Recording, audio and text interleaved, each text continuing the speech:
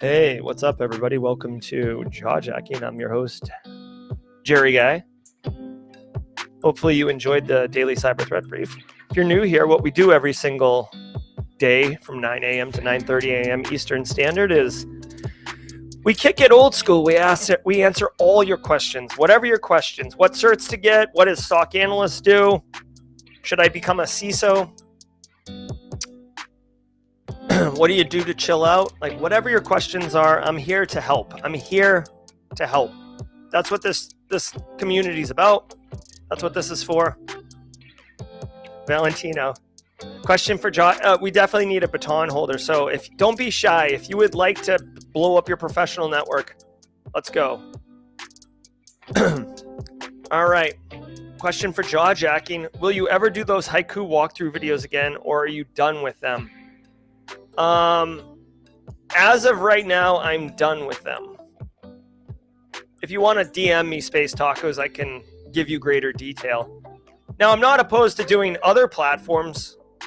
In fact, for those who don't know, Try Hack Me actually reached out to me. I had a call with them. We're going to be collaborating in 2024. They might even be making like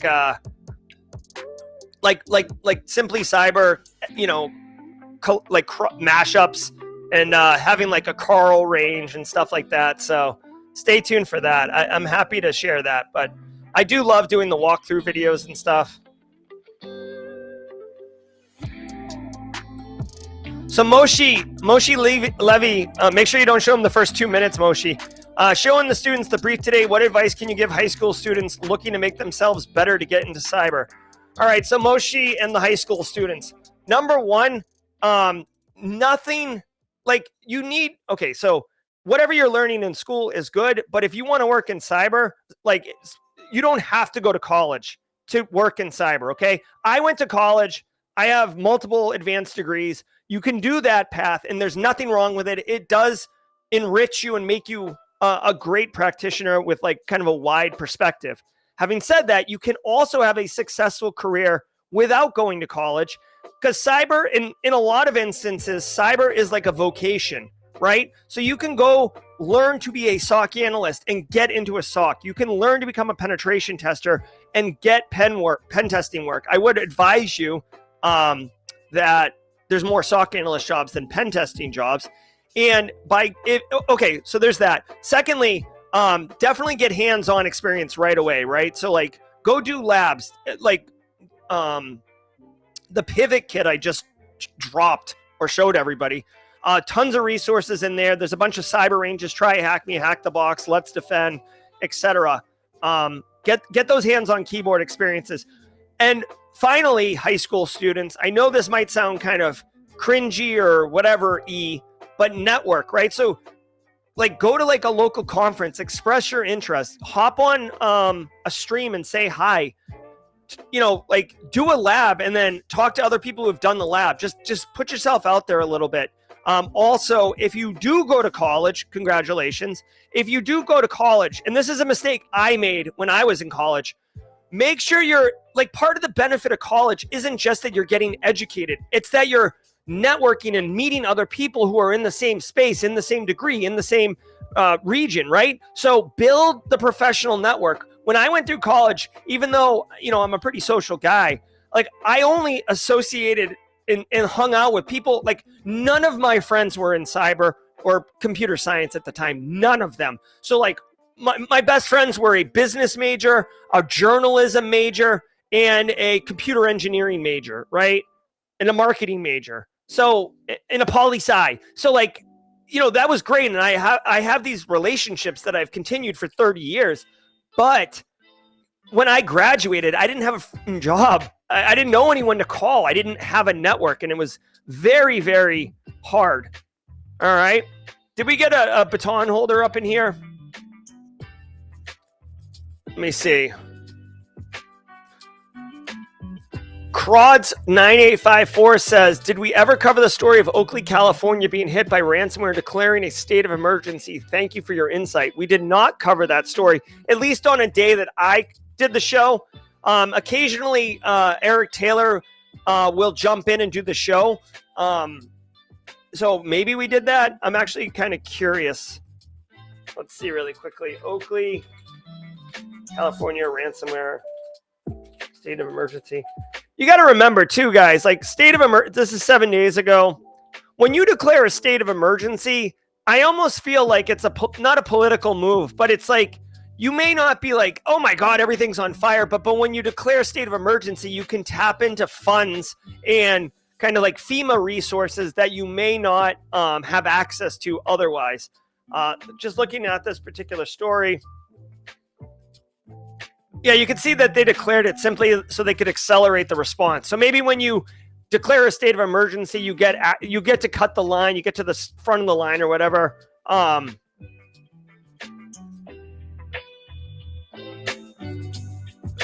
Yeah, I mean, this is, guys, here's CRODS 9854. Based on when I'm looking at this story really quickly, this is garden variety ransomware event. Like municipalities get hit all the time. Dallas got hit last year. Houston got hit, I believe. Baltimore got hit. Atlanta back in 2018 got hit. LA County School District got hit. Like Minneapolis School District get hit, right? Like ransomware threat actors will hit municipalities. Spartanburg, South Carolina got hit. What happened to Oakley, California? Like, I know everybody wants to be a special snowflake, but Oakland, California, get in line. As far as declaring a state of emergency, I swear to God, like it was just to access resources. It wasn't because their particular ransomware event was dramatically worse than all these other ones. All right. They did mention non-emergency services may have a delay, but that's it. So you can call 911. And that's a pretty consistent thing that we see also. Tony Patterson. Are there companies that will hire inexperienced SOC analysts? Yes, Tony. What I would say, again, I don't work for these companies, but what I will just say is go look for these companies, right? Expel, okay? Expel, Arctic Wolf, okay? Now, here's those are two options, but let me tell you why I chose them and what you should know about it, Tony. Those companies are larger, like MDR providers. And high school students in Moshe's class, listen up, because this will apply to you as well. MDR is managed detection and response. This is an outsourced security operations service. Basically, they're an outsourced solution that's like watching your business, kind of like a security guard watching the closed circuit TV. And when they see bad, they take action. You don't have to have an in-house SOC team because that's very expensive to get in-house. And it's really only reserved for like large enterprises. But you can outsource it. So there's a ton of options to outsource. You can go small business outsource. You can have an IT service provider do some InfoSec stuff, but these larger ones like Expel and Arctic Wolf, they have large footprints, right? So why do I point those two out? Because they have well-defined, documented workflows, processes, incident response playbooks, etc. And they'll hire inexperienced SOC analysts, frankly, because they can pay them less money while charging the same amount to their clients, which increases their profit margin. Great cash, homie. And you can, in exchange, you get trained up. So I know Tom Pike, for example, Stacy Loki, Jess Bishop, although I think Jess maybe had some more experience. You come in and they're like, listen, you're just going to shadow some people for a few weeks. Okay, now you're just going to do responding to phishing emails and people falling for fishes and stuff like that. They build you up and you get more and more experience. So like they don't want you necessarily to be an experienced SOC analyst because you may have bad practices that you've learned. They want kind of clean slates so they can learn the Expel way or the Arctic Wolf way. There are other providers out there, but I would say yes and look for those because that's their MO. All right. By the way, you might have to work overnight shift as a entry-level SOC analyst with no prior experience because that's a harder shift or less desirable shift. But guess what? Welcome to cybersecurity. You got to put in the work. Chinadu. By the way, what's up, Chinadu? I feel like I haven't seen you in a minute, Chinadu, but that blue badge is looking good. Currently going through a post-grad program as a hiring manager. What do you expect to see in a portfolio for a graduate aiming for cloud security? All All right, so Chinadu, you can go a couple things. You can go deep on a cloud platform, or you can go wide. So if you're going to do deep, you choose one platform. Probably, if I had to guess, it's either going to be AWS or Microsoft Azure. Depends what you want to do. AWS is really like tech companies, software and tech companies, like your Netflix, your SaaS providers, those things. And then Azure is more like everything else, corporate businesses. Many of them have moved to the Microsoft 365 instance.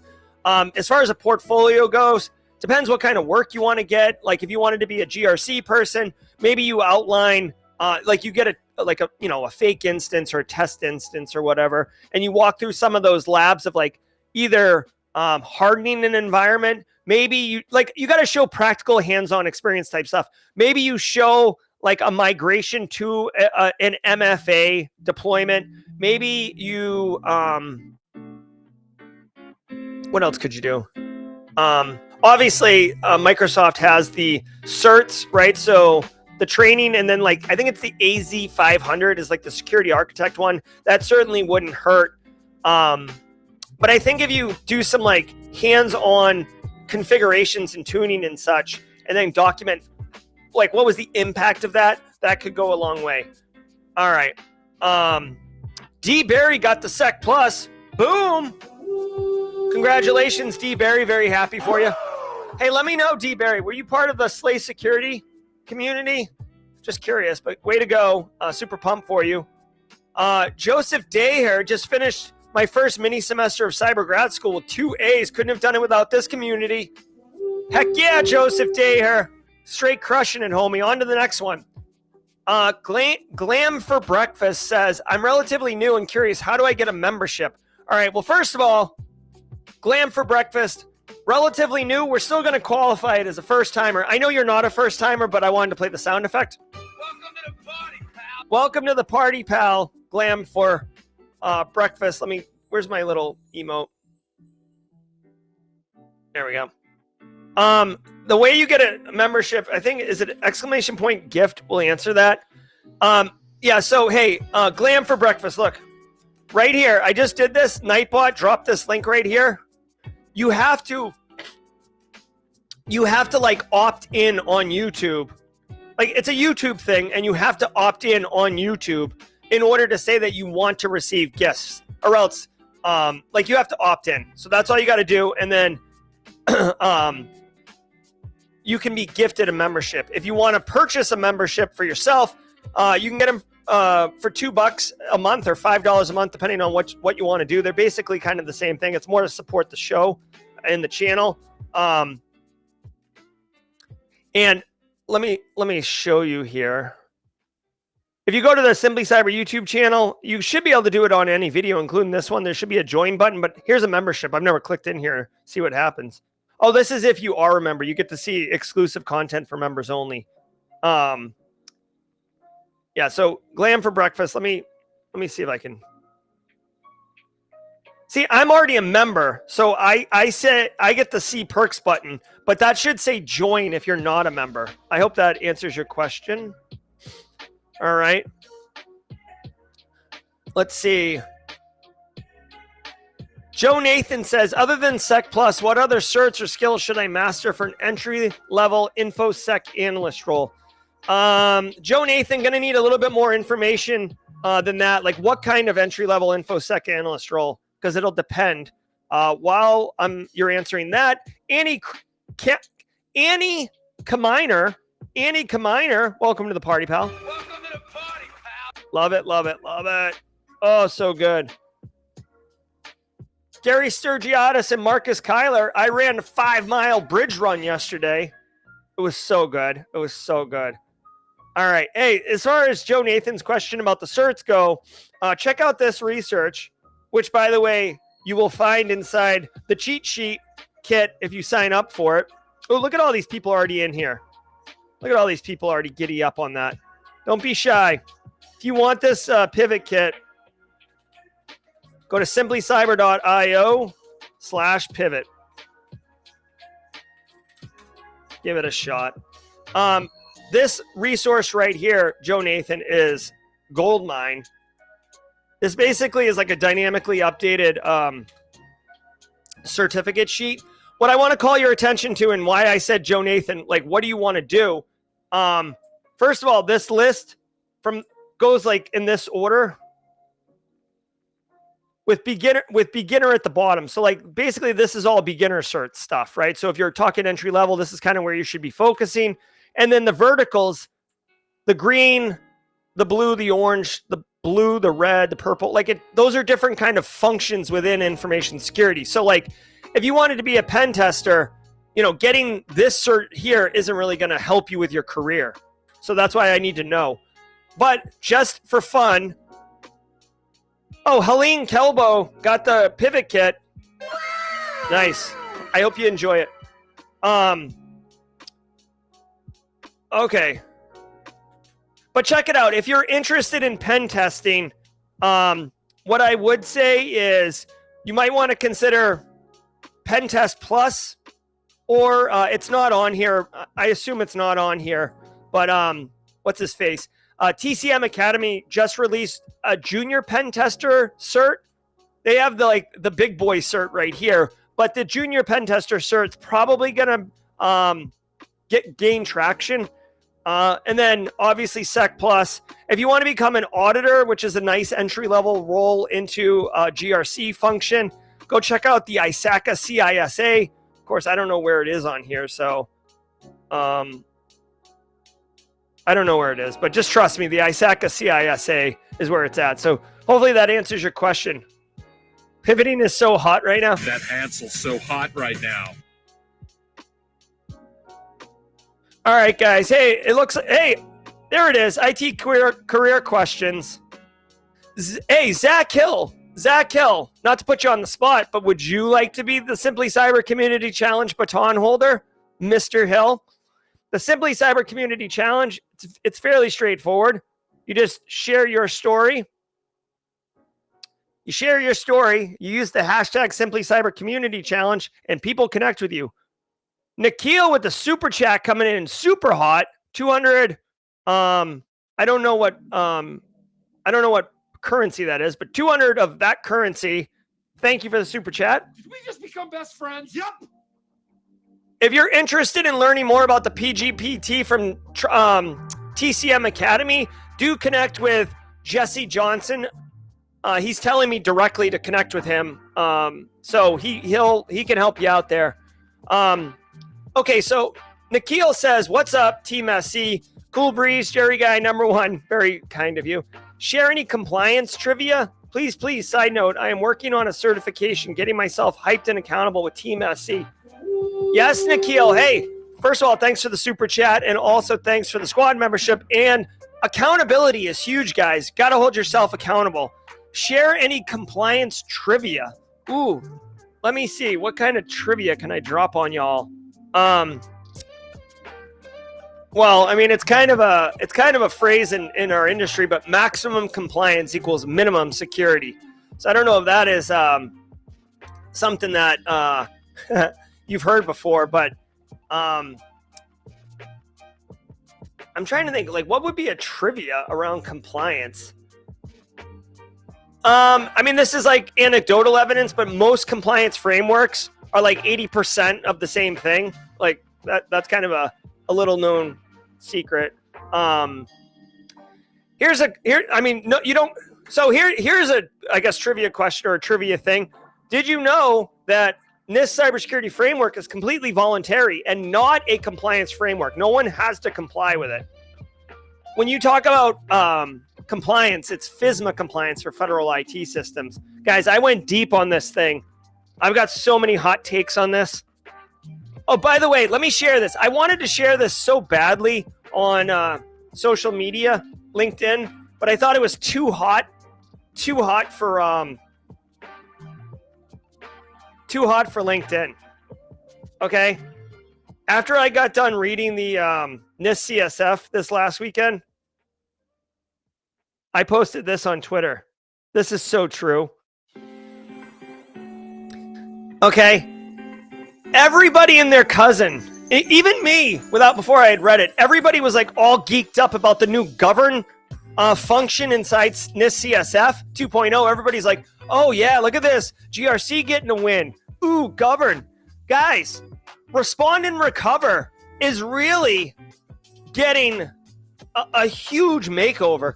Responding and recover always felt like NIST got like tired and just like threw it in at the very end. Like it was very difficult to make actionable. It was kind of cheesy. Respond and recover were basically the same thing, like the controls and such, or the outcomes. And they have gone full renovation. Like Magnolia Network and HGTV probably want to talk to the authors of NIST CSF 2.0 and make a show around renovating the respond and recover functions of NIST CSF. Super good, super hot. Way to go. I can't wait to drop my thoughts on NIST CSF. That I'm probably going to make a video later today. Okay. Let's see. Samuel Kalu says, I have over 2 years experience as a SOC analyst. I have the CYSA plus. What can I do to transition to a senior GRC position? Oh, all right. So Samuel Kalu wanting to pivot within the industry, not continue up the SOC analyst path, but go over to GRC position. Okay. What would I... So I guess, Samuel, my immediate thoughts are, let's figure out what you've been doing as a SOC analyst that overlaps with GRC work and really feature that. So as a SOC analyst, you've probably dealt with quite a bit of end users, making silly mistakes, right? So there's an opportunity for you to lean into, basically showcase the education of the end users that have basically come across your desk because they've gotten compromised or fallen for a fish or something like that. Another thing is around configuration, right? Baseline configuration, these type of things.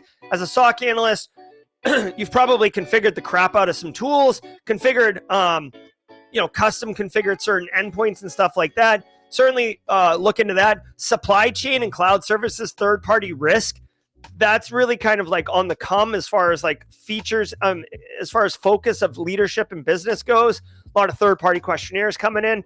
So, whatever you've seen as far as like controls that help manage that third-party risk, those interconnections, right? Maybe you've set up VPN to VPN connections, or you've seen compromises across that wire. That would be something interesting to bring up.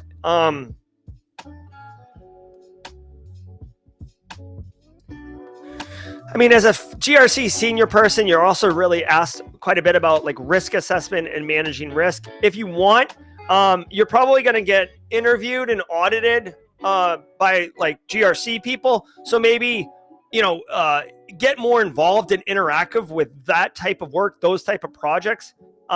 Maybe mention that you'd love to be their liaison for the cybersecurity office around operational information security. Kind of put yourself out there. I think those things could work. I hope that helps. Nathan James, hey, I'm now looking to apply for jobs and internships. I want to know if I should just focus on answer interview questions, or should I understand my resume projects in depth also along with interview questions?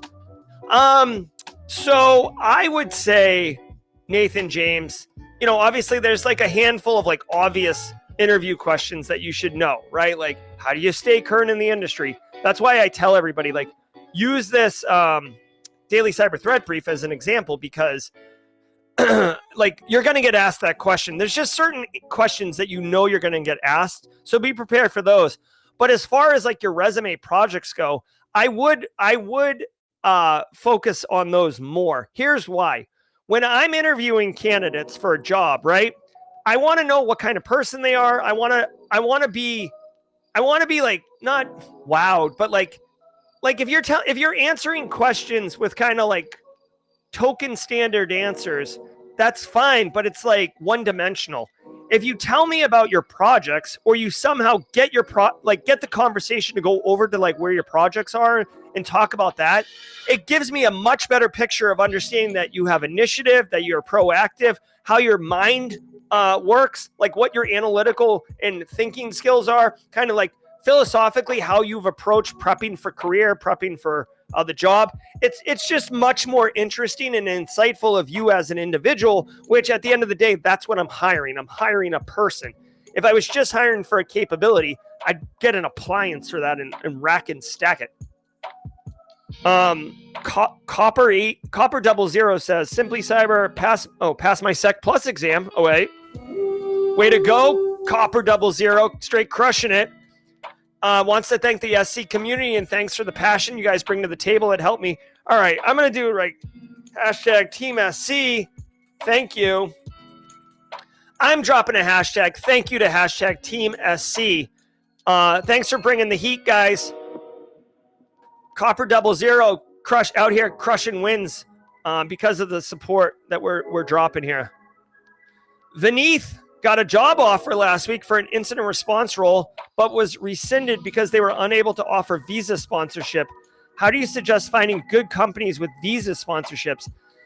Wow. All right. Hey, so really quickly, Vineeth, I'm stunned that you got all the way to the job offer step without having the conversation about visa sponsorship.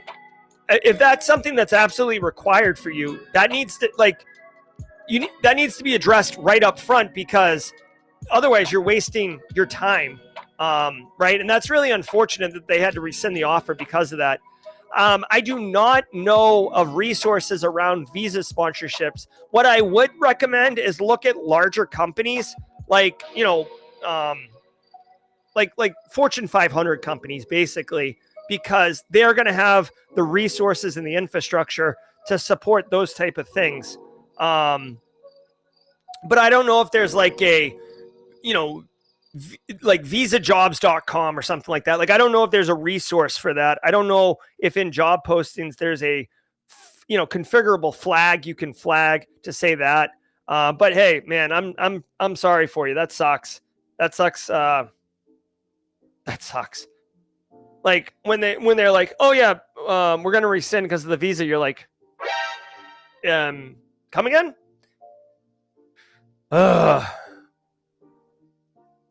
Vineeth, I don't know. I mean, I don't know if they're like, maybe talk to them. See, is there a way to like make it work? Like some type of alternative solution?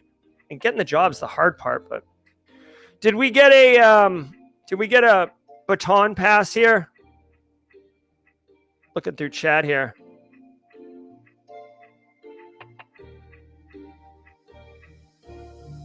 All right, I'm looking. So Anthony Ego Bamian says, if I had 3 months to get my first cyber job, what would you advise? All right, Anthony, buckle up. What I would advise you do is you're going to have to work your tail off. 3 months is a short window to go from zero to employed, okay? I mean, honestly, Anthony, I hate to be such a wet blanket, but like some job hiring cycles take 6 weeks, right? From like finding the job. Think about it. Like you find the job, you apply to the job, 2 weeks passes, they select you for interview, another week passes before you can get on people's schedules. The following week you do the interviews, maybe 2 weeks later they've made a decision and like they notify you, right? Like, I mean, that's like 6 weeks. So like 3 months is hard. But I would say if I had 3 months, like I got to get a job in 3 months, let's go. What I would say is start networking your face off. Like you should divide your day into thirds. Network your face off a third of the day. Do practical hands-on skills as hard as you can for a third of the day. And then for the final third, figure out jobs that you like, whatever job you want, like GRC analyst, SOC analyst. Find the, like if it's any job, if you just need employment, find the one that has the highest piece of pie of open jobs out there right now. I think it's SOC analyst, and then make sure that the learning you're doing in the practical labs is directly aligned to whatever the qualifications are on the job rec. If you need a certain cert, schedule it for like 4 weeks out, grind, get the cert, keep doing it, rinse and repeat, enumerate. You're probably not going to have a lot of fun. You're not going to be doing other personal activities. I'm talking like, 12-hour days kind of thing to grind through and get this. Manage yourself, take breaks, network your face off. Again, I can't overemphasize that. All right. All right. Nobody has accepted the baton pass, which is unfortunate. All right, so Nerman says that there is a group that does. Norman says there is a group that does visa sponsorships. Very cool. All right. So we need a baton pass. Like maybe I'll do it today. How's that? Maybe I'll do it. Oh, well, Carrie's done it a couple times. But yeah, Carrie, if you want to do it, hold on. Jenny Housley for the baton pass. Okay, people are still asking about the baton pass.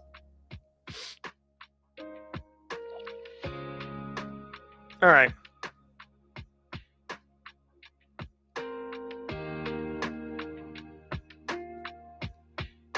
All right.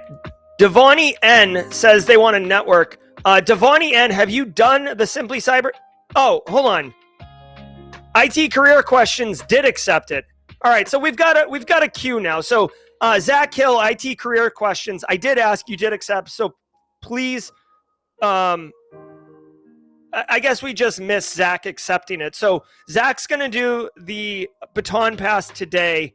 Devani N with a red badge, so a long timer. Devani, thank you for opting in. Carrie, thank you for opting in. So Soulshine opting in. Okay, so everybody's jumping in on this. So this is fine. Just come back tomorrow. We're going to do the baton pass every day. Zach has it for today. Thank you, everybody, for jumping in and offering to do that. Kuda Chimera, what's your take on ISO IEC 42001 2023 for AI management in relationship to cybersecurity practitioners?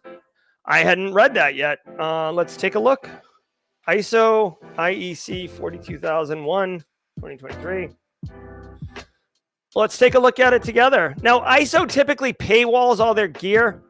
Yeah, so Kuda, I'm not going to pay 194 CHF, whatever that is, to read this. So, unfortunately, I can't really give a take on it. Based on the description here, it's a standard that specifies requirements for establishing, implementing, maintaining, and continually improving AI management systems. It's designed for entities providing or utilizing AI-based products. Okay, if I had to guess, Straight cash, homie. I appreciate it. Like doing some work on this, very cool. What I would say is,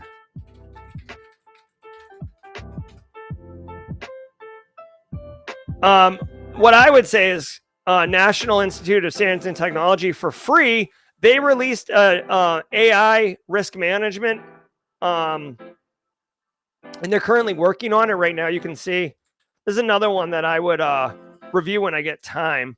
Maybe this playbook, but so I would check this out. So sorry, Kuda, I can't give a better response on that. Yeah, Legrat, I'm not an ISO fan myself. Not an ISO fan myself. I am going to record this video today. The NIST hotness. Got all my notes here. All right, guys. Let's see. All right, guys. I think that's going to do it. Oh, hey, Chinadu. I appreciate that. I do appreciate that. What us, the framework 2.0 about? Jazzy Jazz, the NIST CSF 2.0 framework, major renovation. I'm going to, like I said, I'll make a video and post it on YouTube so you guys can see it. I'm going to make two videos, actually. One is like, what is this and what are the big changes? And then two is going to be a much more deeper, like how do you implement NIST CSF 2.0?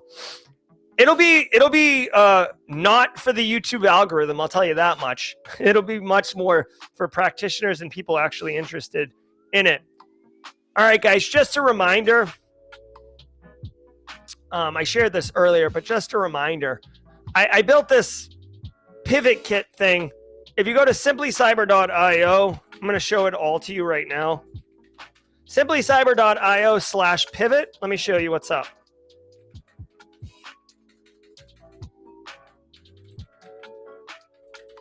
Simplycyber.io/pivot. Okay. So check it out.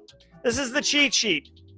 It's for anybody, right? Somebody asked, is it good for help desk to cyber? Yes.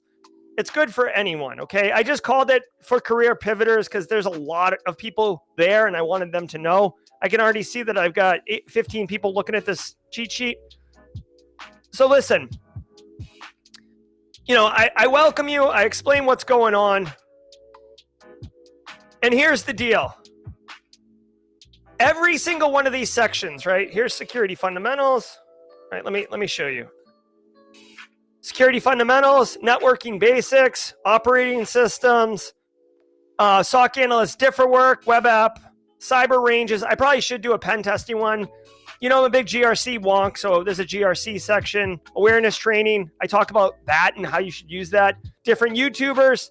Spoiler alert, I didn't even put myself in here because I'm terrible at marketing. And then resume interviews and templates and such. Okay, and then bonus content. But what do you do with this? Here's the thing. Again, this was brought to my attention by Chris Young, who's in chat right now, Christopher Young. A lot of people looking to break in or looking to level up, they'll get these like lists, like, oh, check out these 5 resources that every GRC analyst should use. Check out this list of 10 labs that you can use to level up your portfolio, right? But then you click on the link, right? You click on the link and you're like, how do I use this? Okay? Like I'll give you a perfect example.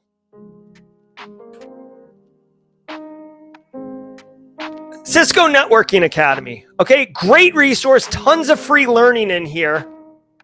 But like if you went to this webpage, you're like, what do I do? Like what do I click on?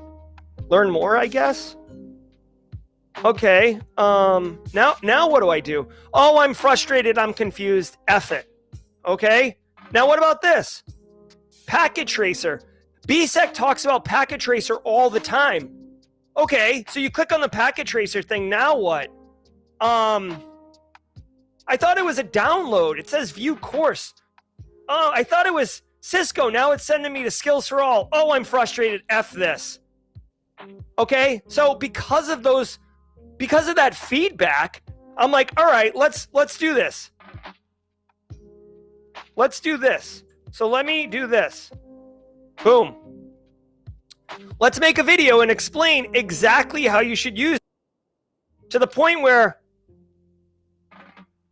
I show you how, like, really quick. I mean, I do it quickly, but this is Packet Tracer. I show you how to install it, where to get the download, what it looks like, why there's a course associated with it.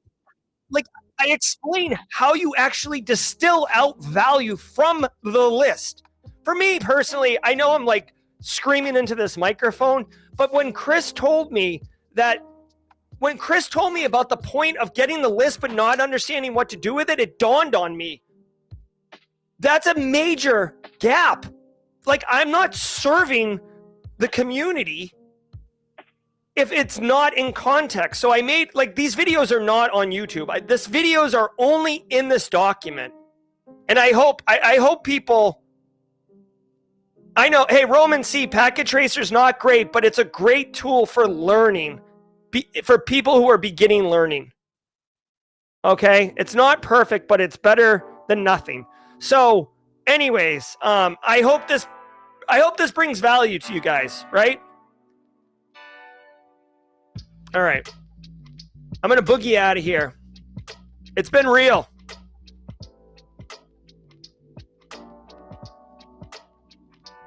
Yeah, if you don't get the email, check your spam folder or whatever. At Burcell.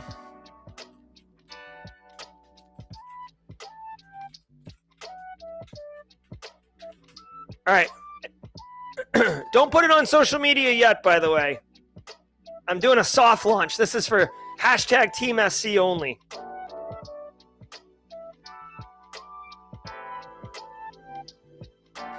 All right, guys. I'm going to get out of here. I got a NIST CSF video to make. I got to meet with the very talented Kimberly Can Fix It. I think I have some other stuff going on today. Let me just look. Let me just really quickly.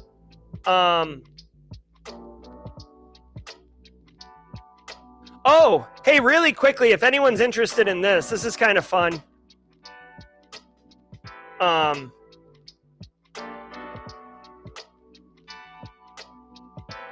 I just want to let everybody know this Thursday, for the live, it's office hour. Oh, wait, hold on. It's office hours with the professor. We just wanted to have some fun, kind of kick it. It's more like Jaw Jackin AMA, except longer form. I'll, Chinadu had mentioned, why not like reintroduce myself to newer members. This is just basically going to be an opportunity to kind of relax, have some fun. Maybe I'll crack a beer. I don't know. We'll see. But either way, that's what's happening Thursday. Good times. All right, guys. Thank you so very much. Thank you so very much. It's been wonderful hanging with you guys. Remember, Burcell, go to simplycyber.io/pivot. simplycyber.io/pivot. simplycyber.io/pivot. All right, guys. I'm going to get out of here. I'm Jerry, your chat. This has been Wicked Fun, Jaw Jackin. We'll be back tomorrow at 8 a.m. Eastern time for the daily cyber threat brief. Hopefully no whammies, big bucks, no whammies. Otherwise, we'll just continue doing what we're doing. Eric Taylor doing Jaw Jackin tomorrow because I'm going to be teaching. Be good, everybody. Have a great day, and we'll see you tomorrow. This has been episode 570 of the Simply Cyber Daily Cyber Threat Brief podcast, March 4th, 2024. Holla! I hope you enjoyed the Jaw Jacking. Be sure to check out the Simply Cyber Daily Cyber Threat Briefing happening every single weekday morning from 8 a.m. to 9 a.m., where you can get the top cybersecurity news stories of the day, network with other professionals, and then stay for the Jaw Jacking just like you saw. I'm Jerry from Simply Cyber. See you in the next one.